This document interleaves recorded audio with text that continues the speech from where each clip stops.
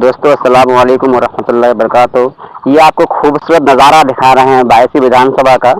इस गांव का नाम मझुआ है। पूरब पार का ये हाल है। और ये अनुमंडल और ब्लॉक का थाना यहाँ से बिल्कुल ही 3 किलोमीटर के दायरे में है, 3 से 4 किलोमीटर के बीच में है। लेकिन यहाँ का आप हाल देखिए। साइकिल, मोटरसाइकिल और गाड़ियों की बात तो छोड़िए, आप पैदल भी जाने में आपको बहुत परेशानियां होंगी। अब सोचिए, अगर कोई मरता होगा तो जनाजा किस तरह से निकालता होगा यहाँ के लोग। सबसे बड़ी अफसोस की बात यह है कि हमारे यहाँ नेताओं की कमी नहीं है। कभी ये एमएलए बनते हैं, कभी वो बनते हैं, कभी और कोई बनता है, लेकिन किसी की नजर नहीं पहुंचती है। चुनाव आया, अब सब पहुंचेंगे यहाँ पर वोट लेने के लिए। लेकिन जनता अब जागरूक हो चुकी है। इसका जवाब चुनाव रोड के माध्यम से ही देंगे।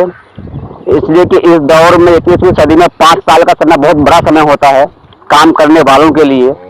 लेकिन जो काम चोर होंगे, जो काम नहीं करना चाहेंगे, जो अपने पेट भरने के लिए नेतागिरी करेंगे या एमपी एमएलए मुखिया कुछ बनेंगे, तो वो क्या विकास कर सकते हैं? उनको ये दिखेगा नहीं। वो अपना एसी में रहेंगे, असेंबली में जाकर बैठेंगे। जनता कुछ भी करे, जनता मरे, उससे कोई फर्क नहीं पड़ता उन लोगों को।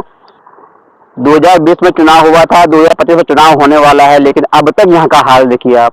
ये मझुआ पूरब पार वार्ड नंबर 7 का रास्ता है, जो बरेली होता हुआ बायसी को जोड़ता है। लेकिन यहाँ की स्थिति देखिए आप, कितनी बुरी स्थिति में यहाँ के लोग रह रहे होंगे। आप खुद समझ सकते हैं, महसूस कर सकते हैं।